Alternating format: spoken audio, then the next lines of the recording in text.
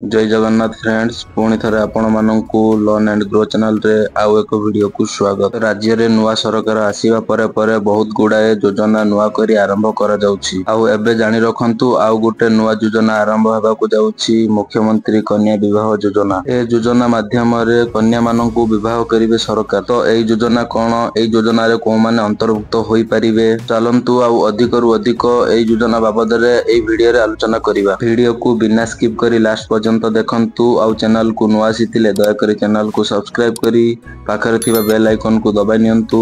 एही बळी सब बेले हेल्पफुल आउ इन्फॉर्मेटिव वीडियो रो अपडेट सब बेले आम वीडियो रे पाई परिबे। चलंतु आउ लेट न करी वीडियो को स्टार्ट करिवा।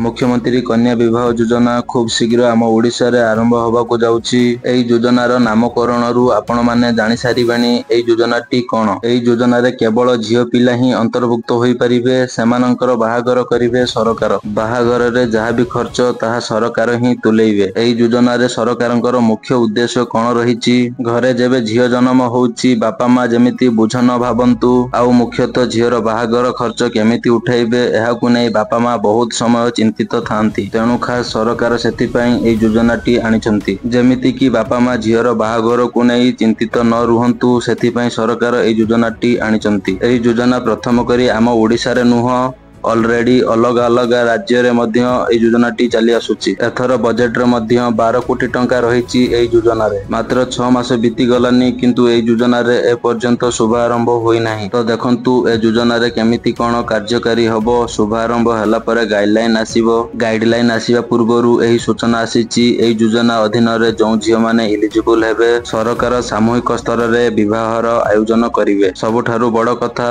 एई किछि दिन पूर्वरु मुख्यमंत्री विवाह योजना को नहीं आउ थरे कहिसंती। एथिरे केवल झियो पिला नुह, विधवा महिला जो माने अछंती सेमानंकु मध्य एई योजना रे अंतर्भुक्त करा जिवो बोली सरकार कहिसंती। चलंतु एबे जो गणमाध्यम रे खबर आसीची ता ऊपर टिके नजर पकाई नवा। मुख्यमंत्री कन्या विवाह योजना शामिल हेबे विधवा झियो। मुख्यमंत्री कन्या विवाह योजना रे विधवा झियो मानंकु मध्य अंतर्भुक्त करिवा लागि महिला और शिशु विकास विभाग रु परामर्श दैचंती मुख्यमंत्री मोहन चरण माझी। ए नहीं आवश्यक प्रक्रिया सारी एही योजनार शुभारंभ करने से विभाग को निर्देश देइचंती मुख्यमंत्री। मु आगरु मध्य कहिथिली एथर बजेट रे 12 कोटी टंका रहिची एही योजना बाबद रे। तेबे ए योजनार शुभारंभ जाए अपेक्षा करंतु।